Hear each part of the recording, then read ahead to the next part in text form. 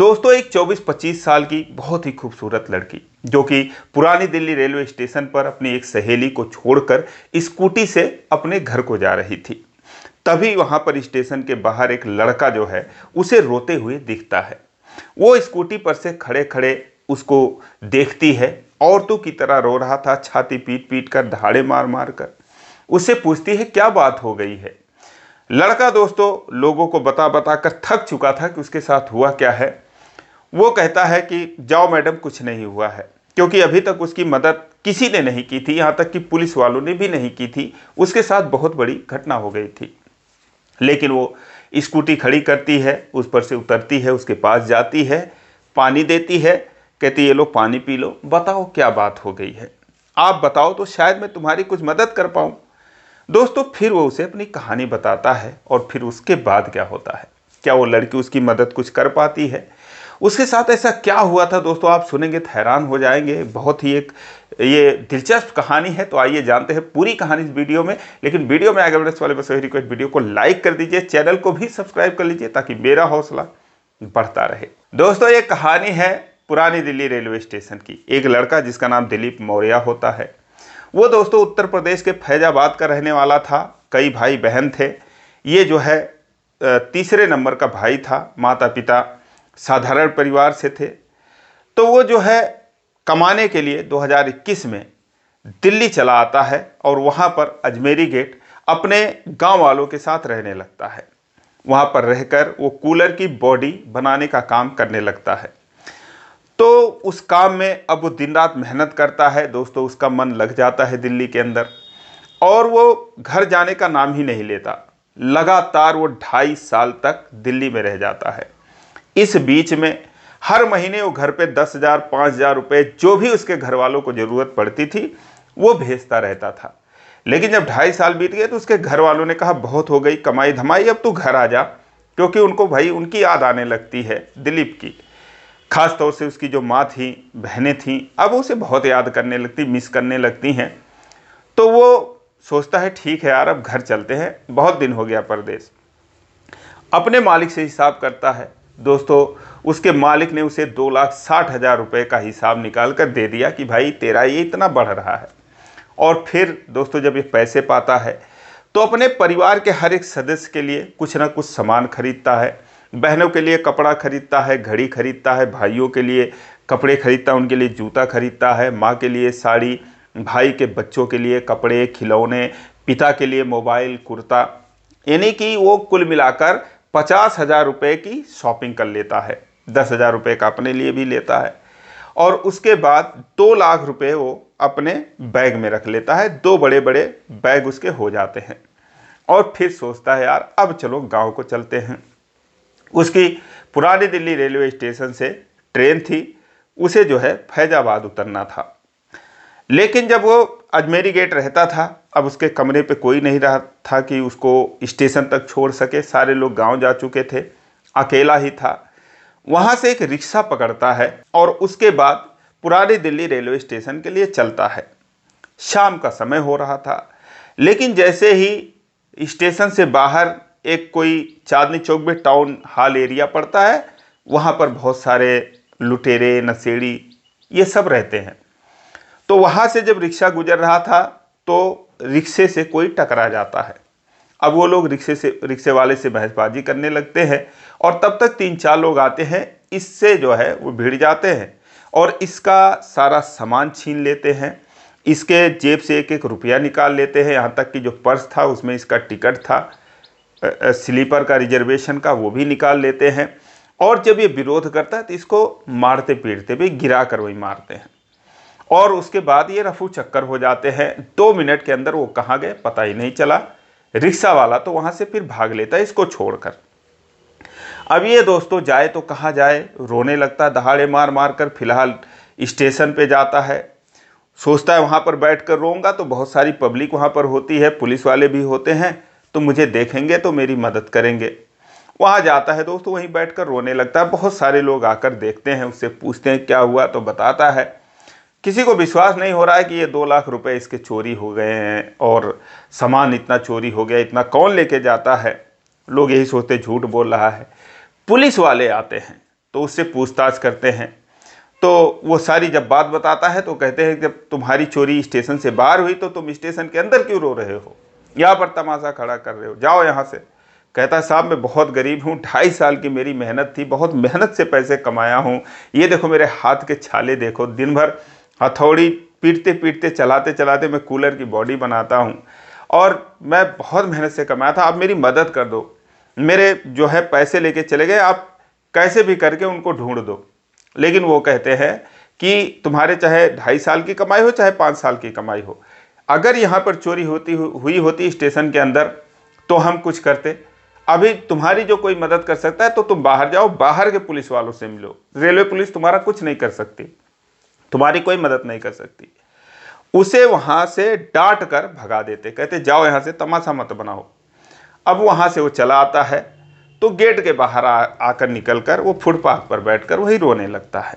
अब दोस्तों इस तरीके से रो रहा था कि लोगों को बड़ा अजीब लग रहा था, 25-26 साल का कोई नौजवान लड़का इस तरीके से रोए औरतों की तरह। तो लोग वीडियो बनाते हैं, फोटो खींचते हैं और पूछते हैं क्या हुआ। ऐसे ऐसे करके करीब 1 से 1.5 घंटा बीत गया। तो दोस्तों वहां से एक लड़की गुजरती है जिसका नाम वंशिका होता है। वंशिका जो है अपने सहेली को किसी ट्रेन पर छोड़ने के लिए आई थी और उसके बाद वो वहां से घर जा रही थी। उसका घर सोनिया विहार में होता है, कमरा होता है, अपने माता पिता के साथ वहां वो रहती थी। तो इससे वो पूछती है, रोता हुआ देखती है, कहती है हाँ भाई क्या हुआ, और लोग खड़े थे। कहते हैं पता नहीं क्या हुआ मैडम। उससे पूछती है हाँ क्यों रो रहे हो। अब वो दोस्तों लोगों को बता बता कर थक गया था, कहता मैडम कुछ नहीं, आप जाइए, कुछ नहीं हुआ है।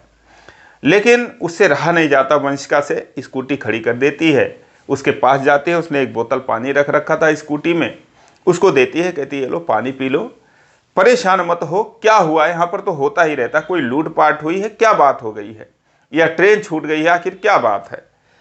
तो वो उससे जो है, अब जब वो इतने प्यार से पूछती है तो उसे वो बता देता है कि ऐसे ऐसे मेरा जो है बैग चोरी हो गया, मुझे मारे पीटे और मेरा मोबाइल वगैरह सब कुछ चला गया है। वो कहती है अच्छा ठीक है तुम मेरे साथ चलो। वो उसे अपने स्कूटी पर बिठा लेती है और वहीं पर जाती है।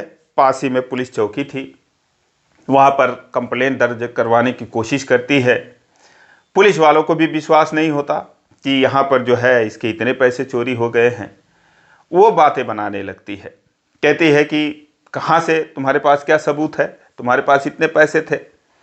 वंशिका को बड़ा तेज गुस्सा आता है, कहता है कि सर मान लो इसके पास 500 रुपये ही थे, चोरी हुई है, वैसे तो कोई रोएगा नहीं, तो आप इससे इतना सवाल जवाब क्यों कर रहे हो, अभी उनको ढूंढो, अपनी जो है 2-4 सिपाहियों को भेजो, क्या पता वो कहीं हाथ ही लग जाए। कहता है क्या सबूत है, इतने पैसे थे। तो फिर वो अपने मालिक को फ़ोन लगवाता है वंशिका के फ़ोन से। वंशिका फ़ोन लगाती है, मालिक उसका फ़ोन उठाता है और जब पूछताछ में मालिक कहता है हाँ मैंने 1 हफ्ता पहले इसको 2,60,000 रुपये इसके निकल रहे थे तो मैंने इसको दिया है, और उसके बाद अब ये ऐसी बात इसके साथ हो गई, हमको नहीं पता कुछ भी इस बारे में। वंशिका कहती है सर अगर आप आ जाते यहाँ पर, थोड़ी ही दूर का फासला है, तो शायद इसकी मदद हो जाती और थोड़ी सी सुनवाई हो जाती। मालिक कहता हमें क्या लेना देना यार, हम इस पचड़े में क्यों पड़े, हमने इसको पैसा दे दिया, हिसाब किताब खत्म, हमारे पास इतना टाइम नहीं है। और दोस्तों वो फ़ोन काट देता है। फ़ोन जो है स्पीकर पे था। पुलिस वाले तो सुन लेते हैं कि हाँ इसके पास पैसे थे। वो कहती है 1 हफ्ते पहले तुझे पैसे मिले होंगे, तूने घर बेच दिया होगा, और 1 हफ्ते तक क्या कर रहा था। वो कहता है सर मैं 1 हफ्ते तक खरीदारी कर रहा था। सारा कुछ बता देते हैं, रोते हैं वहाँ पर, लेकिन पुलिस वाले उनका जो है दिल नहीं पसीजता। उल्टा वो वंशिका जब उनसे सवाल जवाब करती है तो उससे पूछते हैं कि तुम कौन हो। कहती है मुझ पर ध्यान मत दो, मैं कौन हूँ, तुम इसकी बात सुनो, वरना हम थाने पर जाएंगे, एसपी के पास जाएंगे। अब इतना सुनते ही जो पुलिस वाले थे भड़क जाते, कहते हैं ठीक है तुम थाने पे ही जाओ, वहीं पर तुम्हारी सुनवाई होगी, जाओ यहाँ से। और फिर उसके बाद दोस्तों अब वो वहाँ से निकल आते हैं। निकलने के बाद वो सीधा थाने पर पहुँचते हैं। वहाँ कोई कोतवाली थाना ऐसे करके कुछ होता है। वहाँ पर जब जाते हैं तो इनके जाने से पहले वहाँ पर खबर पहुँच चुकी थी पुलिस चौकी से कि एक लड़की जो है अपने बॉयफ्रेंड के साथ घूम रही है, यहाँ से बवाल काट के जा रही है और शायद आपके पास जाए। उनकी ऐसी ऐसी कहानी है। जब वो लोग पहुंचते हैं तो उनके साथ दोस्तों थाने पर और बुरा सलूक किया जाता है। वो कहते हैं कि वंशिका से कहते हैं कि जब तुम्हें इतनी ही तकलीफ है तो तुम इसे पैसे दे दो, अपने बॉयफ्रेंड की कौन नहीं मदद करता है। इतना सुनने के बाद दोस्तों उसका पारा सातवें आसमान पे पहुंच जाता है। कहती है कि ऐसा काम तुम्हारी बहन बेटियां करती होंगी और शर्म नहीं आ रही है आपको ये कहते हुए। इतना सुनने के बाद अब दोस्तों गर्मा गर्मी हो जाती है, उसे भद्दी भद्दी बातें कहने लगते हैं। जो दिलीप था वो कहता है सर आप इनको क्यों कह रहे हो, आप विश्वास क्यों नहीं रहे हमारी बात पर। उसे एक दो तमाचा भी जड़ देते हैं, कहते हैं जाओ यहाँ से, पुलिस तुम्हारे लिए इतनी फ्री नहीं है। और अब उनका मतलब ये था कि यहाँ पर तो रोज़ कितनी घटनाएं इस तरीके की होती है, कितने जेब कतरे आते हैं, काटते हैं, कोई नहीं आता, ये क्यों आ गए, कैसे आ गए। और उसके बाद दोस्तों अब वो वहाँ से थाने के बाहर आ जाते हैं। दिलीप वंशिका से कहता है कि आपने जो भी कुछ किया आपका बहुत बहुत धन्यवाद, लेकिन अब आप रहने दीजिए, क्योंकि आपको जब ये लोग उल्टा सीधा कह रहे हैं तो मुझे अच्छा नहीं लग रहा है, मुझे और दुख हो रहा है, इसीलिए अब रहने ही दीजिए, ये कुछ नहीं करेंगे, मैं साल 2 साल और कमा लूँगा, अब क्या करूँगा, नहीं घर जाऊँगा। कहती है ऐसे कैसे कह रहे हो, अभी तुम जानते क्या हो, इनसे बड़े बड़े लोगों को मैं देख चुकी हूँ, बड़े बड़े पंगे ले चुकी हूँ, अभी ये लोग मुझे जानते नहीं हैं, तुम ऐसी बात क्यों कह रहे हो। अभी तुम देखो मैं कल क्या करती हूँ इन लोगों के साथ। और तुम कहाँ रहते हो, कहता है मैं अजमेरी गेट वहीं पर रहता हूँ कमरा लेकर। कहती है ये लो मेरा नंबर ले लो और कल मुझे जो है तुम कॉल करना, मेरे घर पे या तो आ जाना या फिर हम जहाँ बुलाएंगे वहाँ आ जाना। दोस्तों वो नंबर लेके अपना देकर उसको भेज देती है। उसके पास तो मोबाइल था नहीं, सब कुछ चोरी हो गया था। वो चला जाता है। अगला दिन जब सुबह होती है तो वो सोचता है कॉल करूं ना करूं, क्या करूं, क्योंकि पुलिस वालों का रवैया देखकर उसे नहीं लगता कि कुछ होगा। लेकिन फिर भी सोचता है कि अगर लड़की मेरे लिए इतना परेशान थी तो एक बार कॉल तो कर ही देता हूं, पूछ लेता हूं कि आखिर क्या बात है, मतलब कुछ और आगे हो सकता है कि नहीं। वो कॉल करता है। वंशिका कहती है अरे तुम अब कॉल कर रहे हो, तुम्हारे कॉल का मैं कब से इंतजार कर रही हूँ, कहाँ पे हो। कहता मैडम मैं अपने कमरे पे हूँ। कहती है ठीक है थाने पर आ जाओ, हम लोग यहीं पर हैं। अब वहाँ से वो दोस्तों निकलता है, आनन फानन में थाने आता है। वहाँ पर देखता है कि 15 से 20 लोग जो है वो वंशिका के साथ खड़े हैं और वो लोग वहाँ पर हंगामा कर रहे हैं। वो लोग दोस्तों किसी इंसानियत नाम का कोई उनका ऐसे ग्रुप था, कुछ संस्था वो चलाते थे, उसी की जो है वो मेंबर थी वंशिका जो होती है। और वो सारे मेंबर वहाँ पर आए हुए थे। उनमें उनका कोई बड़े पद वाला था। वो जो है इंस्पेक्टर से बात करता है और उसके बाद जो है वो एसपी के पास फ़ोन लगा देता है। जब उनसे बातचीत होती है और जब इसको ये लोग देखते हैं, दिलीप भी आ जाता है, तो वो लोग उनमें ये होता है कि हाँ चलो अब हम लोग लड़ाई लड़ सकते हैं। एसपी को सारी बात बताती है, वो ये बताया जाता है इन लोगों की तरफ से। एसपी साहब जो है इनको निर्देश देते हैं कि हाँ भाई ऐसी क्या बात है कि रात को 8-9 बजे तुम लोग निकल नहीं सके अपने थाने से, तुम्हें नींद आ रही थी, तुम तलाश करते, क्या पता वो लोग मिल जाते, ऐसे कैसे काम करते हो तुम, और उल्टी सीधी बातें क्यों कर रहे थे। जैसे भी हो तुम्हारी रिस्पॉन्सिबिलिटी है कि उनको ढूंढो, इनका सामान दिलवाओ, इन्हें इनका पैसा दिलवाओ, नहीं तो आप लोगों को भरना पड़ेगा। अब जब ये बात सुनते हैं तो इनके माथे पर पसीना आने लगता है पुलिस वालों के। ये दोस्तों कहते हैं ठीक है सर, ठीक है सर, ठीक है सर, हम करते हैं सर, करते हैं। और फिर जब फ़ोन करता है तो फिर ये लोग थोड़ा नरम पड़ते हैं। उसके बाद प्लान बनाने लगते हैं कि हमको करना क्या है। फिर वो दिलीप से कहते हैं कि भाई अगर वो लोग तुझे दिख जाए तो तू पहचान लेगा। कहता है क्यों नहीं सर, हम क्यों नहीं, मैं पहचान लूँगा, इतना भी रात नहीं हुई थी जब वो लोग ऐसा किए थे, उनका चेहरा मुझे याद है। कहते हैं ठीक है, पूरा आश्वासन देते हैं कि बस आप लोग कुछ तो टाइम दीजिए अब। और फिर उसके बाद ये लोग वहाँ से चले जाते हैं। वंशिका जो है इसके टच में रहती है, ये दोनों बातचीत करते हैं, किसी तरीके से उसकी कुछ मदद करती है, तो वो एक छोटा सा फ़ोन ले लेता है और एक हफ्ते का समय बीत जाता है। उसे कहती है कि अभी तुम घर मत जाओ, इसमें कुछ हो जाए उसके बाद फिर देखेंगे। एक हफ्ते के बाद दोस्तों कम से कम 500 सीसीटीवी फुटेज जो है वो इनको बुलाकर दिखाई जाती है और उसमें फिर एक व्यक्ति को ये पहचान लेता है, कहता है हाँ सर यही है, ये था उनमें। पुलिस जो है अब उसके पीछे लगती है, उसको दबोचती है और फिर उसमें जो 4 अभियुक्त थे उन चारों को दोस्तों वो गिरफ्तार करती, उनका पता चलता है।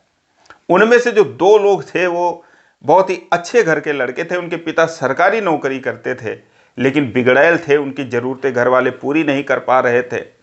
नशे करना, कोठे पे जाना, यही सब उनका काम था, तो इसीलिए ये सब करते थे। और वो जो दोनों लोग थे ऐसे लोगों की तलाश में रहते थे कि जो लोग कमाकर गांव जा रहे हों।